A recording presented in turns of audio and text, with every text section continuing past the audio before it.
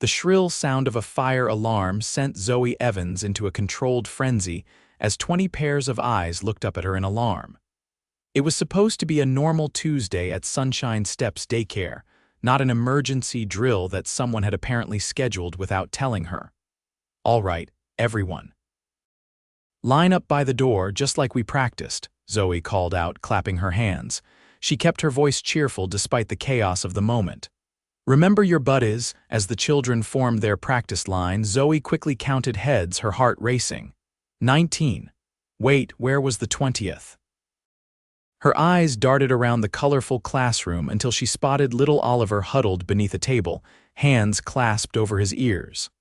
"Oliver, sweetheart," she said softly, crouching down, "it's just a drill. We need to go outside for a few minutes, then we can come back in. Will you take my hand?" The 4-year-old boy shook his head, his big brown eyes filling with tears. "Too loud," he whispered. "I know, buddy." Zoe reached into her pocket and pulled out a pair of small earmuffs she kept for Oliver's sensitive hearing. "Here, these will help." As she helped the boy put them on, her assistant Maya guided the other children toward the exit. Zoe lifted Oliver into her arms, and they joined the procession outside to the designated meeting area in the playground. The autumn air was crisp, and Zoe mentally kicked herself for not grabbing her jacket. While the children huddled together on the play mat, she did another head count, relieved to find all 20 accounted for. "I didn't schedule a drill," Maya said, brow furrowed in confusion. "Did you?" Zoe shook her head. "Must be a building-wide thing. I wish they'd warned us." 10 minutes later, they received the all-clear to return inside. As Zoe shepherded the children back to their classroom, she noticed a sleek black Aston Martin pulling into the parking lot. A tall man in an impeccably tailored charcoal suit emerged, checking his watch with obvious irritation. "Mr. Anderson," Maya whispered. "Oliver's dad, he's early." Zoe felt her stomach tighten. In the 3 months since Oliver had started at Sunshine Steps, she'd only interacted with Blake Anderson a handful of times. He was usually rushing, always formal, and typically sent his assistant or nanny for pickup and drop-off. What she did know was that he was some kind of investment mogul, impossibly handsome and completely intimidating. "Miss Evans," he called as he approached, his deep voice carrying across the playground. "Is everything all right? I got an alert about an alarm." "Just a drill, Mr. Anderson," Zoe replied, trying to sound professional despite her wind-blown hair and Oliver's sticky handprint on her sleeve. "Everything's fine." Oliver spotted his father and wiggled out of Zoe's arms, running toward him with surprising speed. "Daddy, we had emergency." Blake scooped up his son with ease, his stern expression softening momentarily. "Is that so? Were you brave?" Miss Zoe helped me. She gave me the quiet ears. Blake's eyes met Zoe's and something unreadable passed across his face. "Thank you for taking care of him, his sensory issues." "Not everyone understands." "Of course," Zoe said, surprised by the genuine gratitude in his voice. "Oliver's a special boy. We've worked out several strategies for when things get overwhelming for him." Blake nodded, a hint of approval in his gaze that made Zoe's cheeks warm inexplicably. "I need to take him to a doctor's appointment. His records are updated with my assistant's information if you need anything while I'm traveling next week." "Traveling again, Mr. Anderson?" Zoe couldn't help asking. Oliver often mentioned missing his dad. Something like guilt flickered across his face. "Unfortunately, yes, London. I'll try to video call during his bedtime." Zoe nodded, not wanting to overstep but concerned about Oliver. "He'd like that. He talks about you a lot." Blake's expression softened again, and for a brief moment, Zoe caught a glimpse of the father behind the businessman. "I'll see you next week, Miss Evans." As Blake walked away with Oliver chattering in his arms, Zoe couldn't help but wonder about the man who seemed to carry the weight of the world on his shoulders. What had happened to Oliver's mother? Why did such a successful man seem so alone? "Earth to Zoe," Maya teased, nudging her. "You're staring." "I am not," Zoe protested, but she knew her burning cheeks betrayed her. "I'm just concerned about Oliver." "MMHMM," Maya hummed with a knowing smile. And his extremely hot, extremely rich dad has nothing to do with it. Don't be ridiculous. Now help me get this zoo back inside before someone decides to eat wood chips again. Later that evening, after all the children had been picked up and the daycare was quiet, Zoe sat at her tiny desk reviewing application forms. Sunshine Steps was flourishing, with a waiting list that grew longer each month. It was everything she'd dreamed of when she'd taken out a massive loan 3 years ago to convert the old Victorian house into a daycare. Her phone buzzed with a text from her sister. Blind date still on for Friday. Zoe groaned. Her well-meaning sister had been trying to set her up for months, convinced that at 32, Zoe was in danger of becoming a spinster who only talked to children and her cat, Pancake. Yes, she typed back reluctantly. But if he talks about cryptocurrency for more than 5 minutes, I'm leaving. As she gathered her things to leave, her mind drifted back to Blake Anderson and the gentle way he'd looked at his son despite his otherwise serious demeanor. There was a story there, one she found herself increasingly curious about. The next morning, Zoe arrived early to prepare for the day. As she arranged art supplies for their morning project, she heard a tentative knock on the front door. To her surprise, Blake Anderson stood on her doorstep, Oliver fidgeting beside him. They were 20 minutes early. "Mr. Anderson," she said, opening the door. "Good morning." "I apologize for the early arrival," he said, sounding genuinely contrite. "I have an emergency board meeting and—" He trailed off, running a hand through his perfectly styled dark hair in a surprisingly human gesture of frustration. "No problem at all," Zoe assured him. "Oliver, would you like to help me set up the paints for our project today?" The boy nodded eagerly, already moving past her into the classroom. "Shoes, buddy," Blake reminded him gently, and Oliver dutifully returned to remove his sneakers. "Thank you for being flexible," Blake said quietly. "Oliver's nanny called in sick and my usual backup plans fell through." Zoe smiled. "That's what we're here for. Oliver's always welcome, even if you're running early or late." Blake hesitated, then pulled out a business card. "My direct number," he explained. "In case there are any issues while I'm away, my assistant is excellent, but sometimes a dad needs to hear things directly," Zoe finished for him. "I understand." Something like surprise flickered across his face, followed by what might have been appreciation. "Exactly. Thank you, Miss Evans." "Zoe," she corrected, feeling a moment of boldness. "You can call me Zoe." A smile, the first real one she'd seen from him, transformed his face. "Zoe, then, and I'm Blake." The moment was broken when Oliver called from inside. "Miss Zoe, I found the sparkly paints, duty calls," she said with a laugh. Blake nodded, his eyes lingering on her face for a moment longer than necessary before he turned to leave. "Have a good day, Zoe." As she helped Oliver hang up his backpack, Zoe tried to ignore the inexplicable flutter in her chest. It was ridiculous to feel anything about a man she barely knew, especially one who was not only a client, but also clearly from a different world than her own. The next week passed in a blur of activities. Zoe found herself checking her phone more often than usual, telling herself she was just being thorough in case Blake called about Oliver. He didn't, but Oliver mentioned their nightly video calls with obvious delight. Friday evening arrived, and Zoe found herself sitting across from Brad, her sister's idea of a perfect match. He was nice enough an accountant with a neat beard and a collection of interesting ties, but as he detailed his recent kitchen renovation, Zoe found her mind wandering. "I'm sorry," she said suddenly, realizing he'd asked her a question. "Could you repeat that?" Brad smiled good-naturedly. "I asked what made you want to work with children. Your sister mentioned you have a business degree." "I do," Zoe said, perking up at the opportunity to talk about her passion. "I started in corporate marketing, but it never felt right. When my niece was born, I found myself wanting to be around children more. I started Sunshine Steps 3 years ago, and it's been the best decision of my life." "That's impressive," Brad said, seeming genuinely interested. "Starting any business is tough. You must be good at what you do." "I love it," Zoe admitted. Every day is different. The kids teach me as much as I teach them."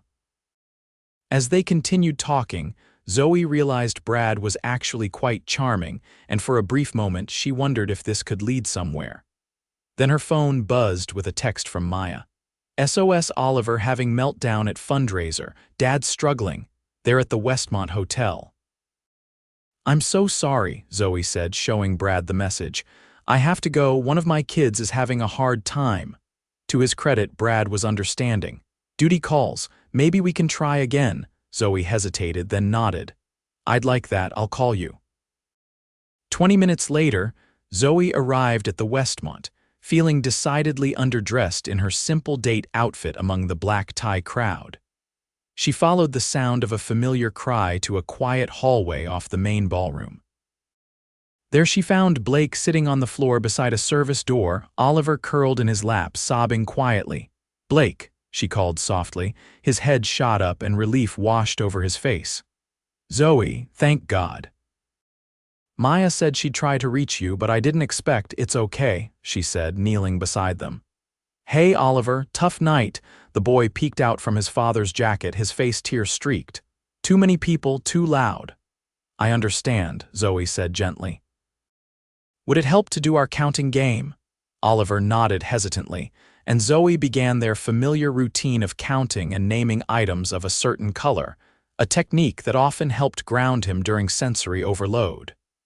Gradually, his breathing evened out. "You're amazing with him," Blake said quietly as Oliver began to doze against his chest. "I tried everything I could think of," Zoe shrugged. "It's just practice and getting to know what works for him. You would have figured it out." "I'm not so sure," Blake admitted, and there was a vulnerability in his voice that surprised her. "I'm away too much, missing too much." "But you're here now," Zoe pointed out, "and you're sitting on a floor in what looks like a very expensive suit because that's what Oliver needed." A hint of a smile touched his lips.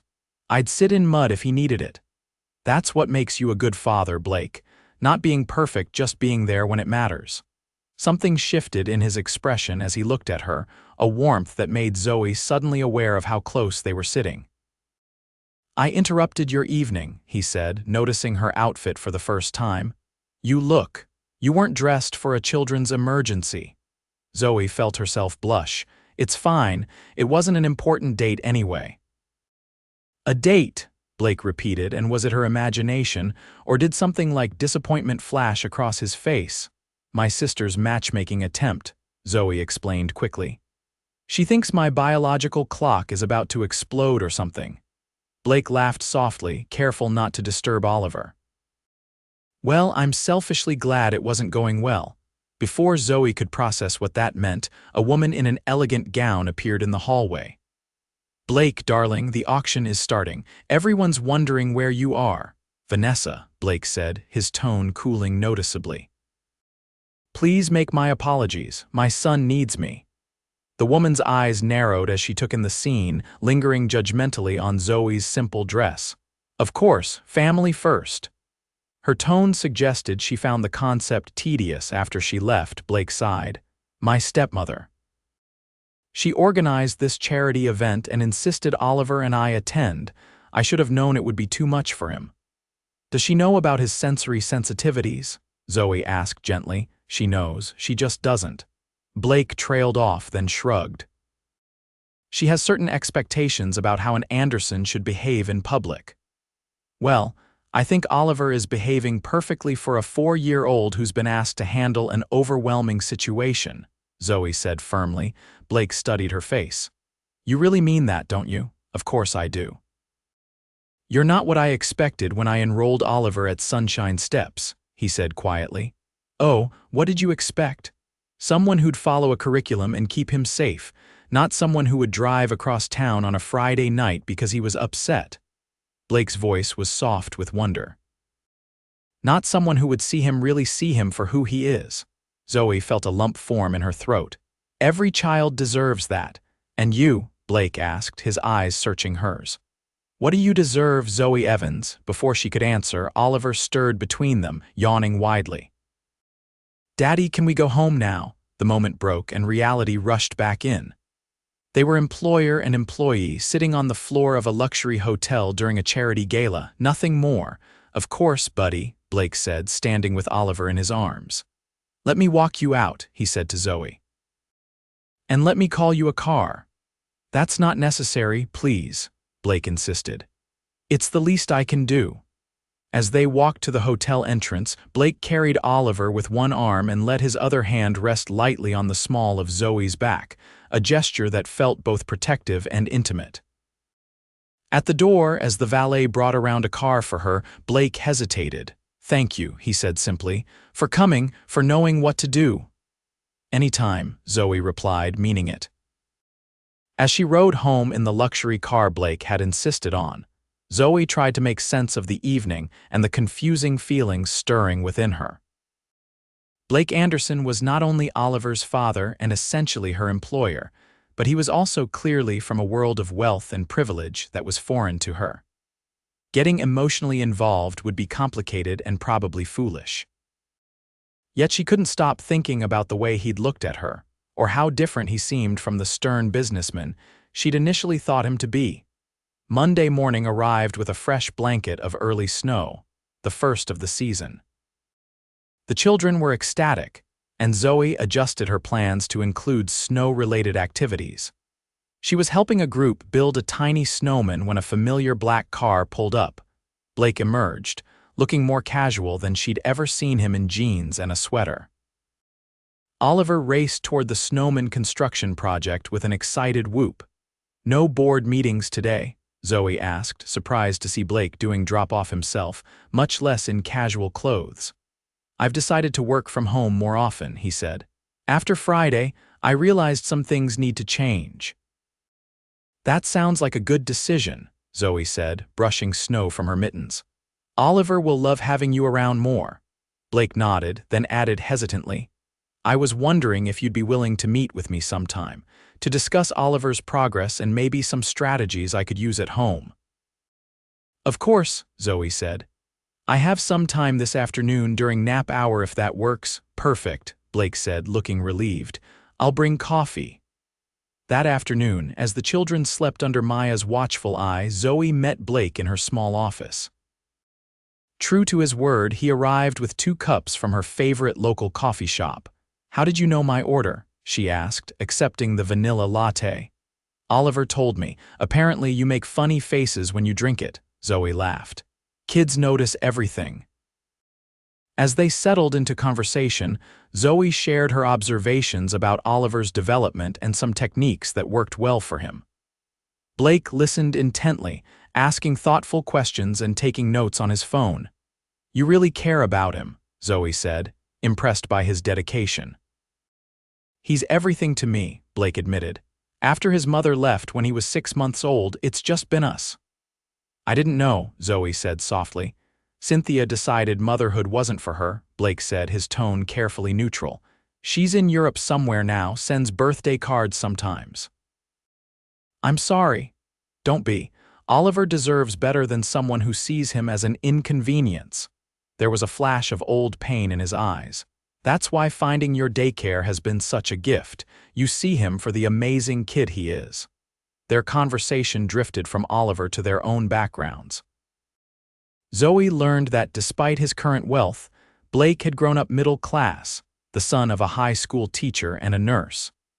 His fortune came from a trading algorithm he'd developed in college that revolutionized certain investment strategies. "Enough about me," he said after sharing how he'd built his company. "Tell me about how you started Sunshine Steps." Zoe found herself opening up about her dreams, her struggles to secure funding, and the joy she felt watching the daycare thrive. Blake listened with genuine interest, occasionally asking perceptive questions that showed he understood the challenges of entrepreneurship. "You've built something remarkable," he said when she finished. "Not just a business, but a place where children feel safe to be themselves. That's rare." The sincerity in his voice made Zoe's heart flutter. "Thank you, that means a lot." Their eyes held for a moment longer than necessary, and Zoe felt her cheeks warm. Blake cleared his throat and glanced at his watch. "I should get going. I have a video conference at 3. He stood, then hesitated. Would you? Would you consider having dinner with me sometime, not to discuss Oliver, just dinner? Zoe's heart skipped a beat. Blake, I don't think that would be a good idea. You're a parent at my daycare, and Oliver, I understand, he said quickly, disappointment evident in his voice. It was inappropriate of me to ask. Please forget I mentioned it. It's not that I don't want to, Zoe found herself saying. It's just complicated. Hope flickered in his eyes. Life is complicated, but some complications are worth navigating. Before Zoe could respond, Maya knocked on the door. Sorry to interrupt, but Oliver's awake and asking for both of you. He had a bad dream. The moment broken, they hurried to the nap room where Oliver sat sniffling on his cot. His face brightened seeing them both approach. Daddy, Miss Zoe? I dreamed about monsters under my bed, but now you're both here, so it's okay. As they comforted Oliver together, Zoe couldn't help but notice how natural it felt, the three of them together, and how dangerous that feeling was. Over the next few weeks, Blake became a more frequent presence at Sunshine Steps, often arriving early to participate in morning activities or staying for a few minutes at pickup to see what Oliver had created that day. Each interaction with Zoe was friendly but professional, and she told herself the disappointment she felt was just her imagination. December arrived, bringing holiday preparations and excitement. The daycare was transformed with child-made decorations, and Zoe found herself busier than ever planning their annual holiday celebration. One evening, as she worked late finalizing details, there was a knock at the door. Blake stood there, snowflakes dusting his coat, holding a folder. I'm sorry to drop by unannounced, he said. I found these activity sheets Oliver was supposed to bring back, and I thought they might be important. You could have just brought them tomorrow, Zoe said, letting him in from the cold. Blake looked sheepish. I could have, yes. But then I wouldn't have had an excuse to see you without 20 kids around. Zoe felt her pulse quicken. Blake, I know what you're going to say, he said quickly. It's complicated. I'm a parent at your daycare. There are professional boundaries, and you're right about all of it. But Zoe prompted because his tone suggested there was more. But I can't stop thinking about you, Blake admitted, his voice low and sincere. About your kindness, your passion for what you do, the way you light up when you talk about the children. I've never met anyone like you, Zoe. Zoe's heart pounded in her chest. I've thought about you too, she confessed. More than I should. Blake took a step closer. What if there's a way to make it less complicated? Oliver could attend a different daycare. No, Zoe interrupted firmly. I would never want Oliver to lose a place where he feels safe and understood. He needs consistency. Blake nodded, respecting her stance. Then what do we do about this? He asked, gesturing between them. I don't know, Zoe admitted. I just know that whatever happens, Oliver's well-being has to come first. I wouldn't want it any other way, Blake said softly. It's one of the things I admire most about you. They stood in silence for a moment, the air between them charged with unspoken feelings. I should go, Blake finally said. Thank you for always putting Oliver first. As he turned to leave, Zoe made a decision. Blake, wait. The holiday celebration is next Friday evening. All the families will be there. Would you like to get coffee afterward, just to talk? Hope brightened his eyes. I'd like that very much. The night of the holiday celebration arrived, and Sunshine Steps was filled with families enjoying the children's performances, craft stations, and festive treats.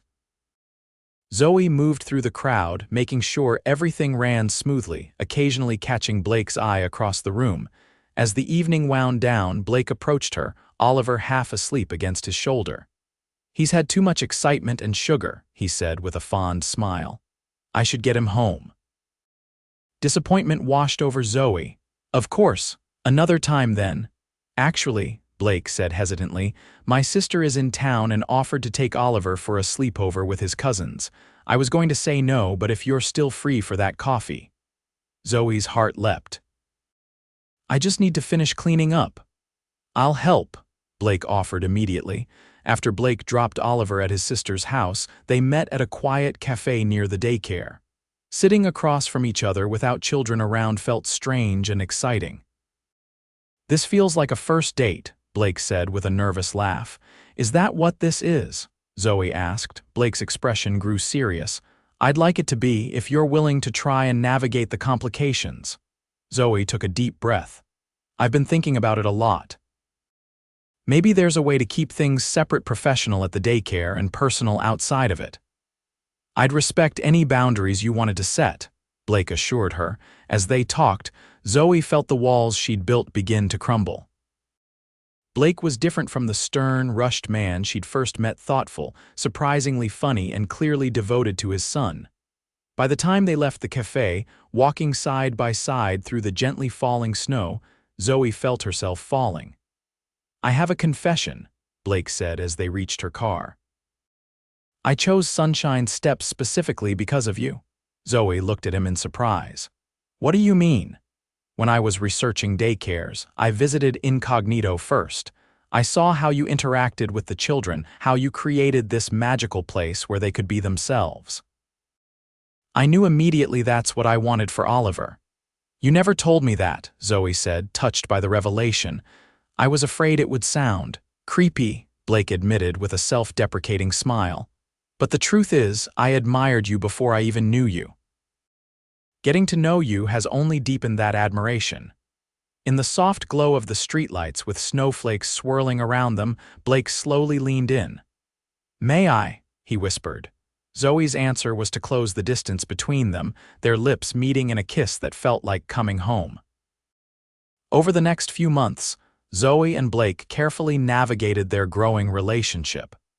At the daycare, they maintained professional boundaries, but evenings and weekends became precious opportunities to explore their connection. Oliver, far from being confused by the arrangement, seemed delighted to have his two favorite people together. "Are you Miss Zoe's boyfriend now?" he asked Blake one Sunday as the three of them built a blanket fort in Blake's living room. Blake glanced at Zoe, a question in his eyes. They hadn't defined their relationship to Oliver yet, wanting to be sure before involving him too deeply. "Would that be okay with you if I was?" Blake asked carefully. Oliver considered this seriously, then nodded. "Yeah, then she could come over more and make pancakes. And maybe she wouldn't be sad when she's alone." "What makes you think I'm sad when I'm alone?" Zoe asked gently. "Sometimes you look at pictures on your phone and your eyes get all shiny," Oliver explained matter-of-factly. "Like when I miss Daddy when he's away." Zoe met Blake's gaze over Oliver's head, her heart full. "You're very observant, Oliver. So are you boyfriend and girlfriend?" the boy pressed. "Yes," Blake said, reaching for Zoe's hand. "If that's okay with Miss Zoe." "It's very okay with me," Zoe confirmed, squeezing his hand back. As spring arrived, bringing new growth and possibilities, Zoe found herself falling more deeply in love with both Blake and Oliver. Their relationship had found its rhythm, with Blake supporting Zoe's dedication to the daycare and Zoe encouraging Blake to maintain the better work-life balance he'd established. One evening in May, as they walked through the botanical gardens while Oliver ran ahead examining flowers, Blake suddenly took Zoe's hand, stopping her beneath a flowering cherry tree. "I've been thinking," he said, looking uncharacteristically nervous. "That sounds dangerous," Zoe teased. "Sunshine Steps is growing," Blake continued. "You mentioned wanting to expand but needing capital." Zoe tensed slightly. "Blake, if this is heading where I think it is, it's not charity," he said quickly. "It's an investment in you, in your vision. No strings attached, completely separate from our relationship." "I appreciate that, but you want to do it on your own," Blake finished for her. "I understand and respect that. It's part of why I love you." Zoe's breath caught. It was the first time he'd said those words. "What did you just say?" Blake smiled, taking both her hands in his. "I said I love you, Zoe Evans. Not because you're amazing with Oliver, though you are. Not because you built a successful business, though that's impressive. But because you're you, stubborn, compassionate, and absolutely essential to my happiness." "I love you too," Zoe whispered, her eyes filling with happy tears. Blake reached into his pocket and pulled out a small velvet box. I had a whole speech planned, but seeing your face right now, I just want to ask, Zoe Evans, will you marry me? Oliver, who had circled back and was now watching with wide eyes, bounced excitedly. Say yes, Miss Zoe, then you can live with us forever. Laughing through her tears, Zoe nodded. Yes. Yes to both of you. As Blake slid the ring onto her finger and pulled her into a kiss, Oliver wrapped his arms around their legs in a group hug. Zoe had never imagined that running a daycare would lead her to her heart's desire, not just a loving partner, but a family that felt perfectly, wonderfully right. 2 years later, Sunshine Steps had expanded to a second location, with Zoe overseeing both while Blake had restructured his company to allow him more time with their growing family. Oliver, now in first grade, had been joined by his baby sister, Lily, who was already showing signs of her brother's intelligence and her mother's determination. And every day when Blake walked through the door of their home, he thanked the lucky stars that had led him to that little daycare and the extraordinary woman who had taught him that the greatest fortune in life wasn't measured in dollars, but in love.